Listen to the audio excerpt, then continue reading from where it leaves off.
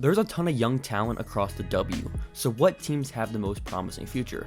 Today I'll rank the best young cores in the league, not to win a game today, but more so looking ahead to the future and which teams have the brightest young cores. Young core basically means players 25 or younger as of May 2024. This list also includes international players that teams own draft rights to. Without further ado, let's get into the list. Starting it off with Tier 4. Tier 4 in this sense means that I don't think these teams have multiple players that will be on the roster and be supporting pieces in 2 to 3 years. Kate Martin is probably the best long-term prospect for Las Vegas, and Becky Hammon is obviously trying to mold Martin into the long-term Alicia Clark replacement. Does she get there? That's tough. Alicia Clark is one of the best role players in WNBA history. And then for Phoenix, they just don't have much young talent. They've been trading their draft picks, so it was pretty easy to put them at 12. At 10, I have the Minnesota Lynx. If I was to do this list a couple months ago, I probably would have had Minnesota a couple spots higher. But the issue is, and my concern with Minnesota is Diamond Miller's injury history. She's a player that needs her athleticism to hit that high-end outcome as a player. They also have Alyssa Peely, Maya Hirsch, who is someone I was high on in the 2023 draft as well, and Dorka Juhas. Very solid pieces here, no superstars, unless Diamond Miller can hit that high-end outcome, which it's a question right now with the injuries.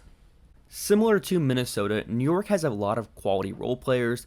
They're a team that has the stars. They're not looking to add more stars. They're looking for these complementary pieces, these connectors, and that's what you have in like Phoebich with Sabally. And Marquisha Davis has the upside to be a very high-level wing. You see the Clea Copper comparisons, but Sabally has been one of the best backup bigs so far this season, as I mentioned in the previous video. Phoebich is this 6'4" stretch 4 that can play on the wing and is a high-level mover for her size.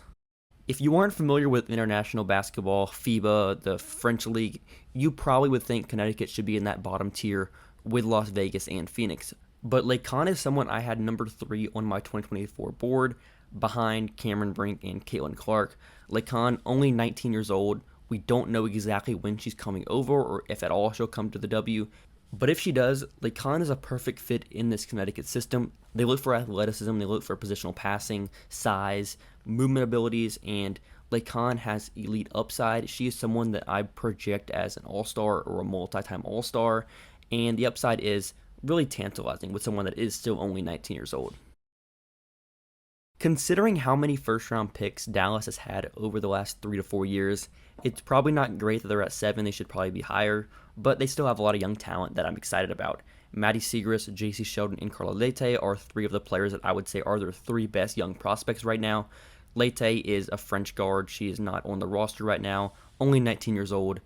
Maddie Siegrist is a high-level scoring forward / combo forward wing, and has been extremely impressive so far this year. She doesn't have the highest of upside, but is still a very quality player. Sheldon also has the opportunity to be this quality complementary player next to Arike Gumbawale. Sheldon generates paint touches with ease, can make quick decisions, is a high-level defender in terms of her activity, and she was someone that I was really high on in the 2024 draft as well. I wish I could have had Chicago higher than 6 because I like what they started to do this year, building towards the future by drafting Angel Reese and Kamilla Cardoso in the 2024 draft. They also got Onion Were in the Clea Copper trade, Kennedy Carter on the margins in free agency for basically nothing. And then Dana Evans is a player they've had around for a while, competes on both ends, and someone that you can look at as a backup point guard long term. For Chicago, the reason I don't have them higher than 6 is because I believe the 5 teams ahead of them already have a star level player or someone that I believe will be a franchise-changing superstar. So, you can make a case for Angel Reese at being that player, but I have questions with her finishing and just her overall offensive versatility that keeps her from being that next tier player. Somehow, Ezzie Mabigor is only 24. She's been in the league for a while now. She's on her second contract. Actually, the second year of her second contract, but Ezzie was an all-star last year, someone that made an all-defensive team, someone that I expect to make an all-defensive team again this year. Ezzie's very good. Jordan Horston, I believe, is someone that I could be a starter on a title team, or at the very least, a high-level 6th woman. And Nika Mule and Mackenzie Holmes are solid prospects to have in your group. But what makes me excited about Seattle's future is Ezzie Mabigor and Jordan Horston. As you can see on this graphic, Atlanta has the most volume of young talent on this list, with having 7 players. There's a couple other players I didn't even include in this list. It would have been too long. But these are the key 7 prospects they have moving forward. Rhyne Howard is the best of this group. She has been one of the best shooters in the league already. Someone that can score the ball, has continued to improve on defense, is already a 2-time All-Star, will probably make it again this year, is on trajectory to be a player that can play for the Olympic team. And then you look at the other players, Haley Jones, Letitia Mehier, Nadia Poet. These were all first-round picks. So Atlanta does have a very bright future, and that's why I have them here at number 4. I seriously considered putting Washington at 2, but Shakira Austin's health has been a question. She had a back injury last year. She's been on a load management this year. She's played some games, has had to rest some other games like back-to-backs. So with Austin, she has Defensive Player of the Year upside, someone that you can build your franchise around at the center position. She can defend in pretty much any defensive coverage. Her offense, she is an elite athlete, someone that has a very, very good handle for her size. Aaliyah Edwards is also a very good prospect, someone that I had 4 on my board, and they got her at like 6, I believe, in this last draft. So Washington does have a really good young core. They're bad again this year, so maybe they have Paige Beckers. That would be super fun. Another team in the Paige Becker sweepstakes, most likely, is the Los Angeles Sparks. I have them at 2, and they are led by Cameron Brink and Rickea Jackson. For Brink, she is already an elite defender, someone that has flashed upside on the offensive end already, making some pick and pop threes, making some plays as a driver in transition as well. Rickea Jackson, the scoring's translated immediately, someone that is just a bucket.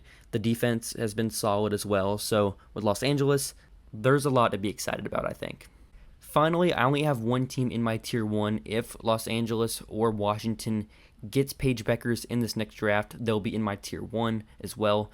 Tier 1 I define as teams that have 2 legit future stars, and they'd have those 2 players in Caitlin Clark and Aaliyah Boston. I know it's been rough so far, but the schedule has been brutal. They've been playing so many games in a short amount of time, and there's no reason to overreact just yet. They're young, they need to get their chemistry right, and overall, when you have 2 players as talented as Caitlin Clark and Aaliyah Boston, I think it'll work out long term. If you made it to this point in the video, odds are you're a big basketball fan like myself, so feel free to hit the subscribe button for more WNBA content, more draft content, more scouting content, and let me know what your favorite young core is. Not necessarily you're the best young core, but your favorite young core to watch so far this year. But anyways, I'll see y'all next time.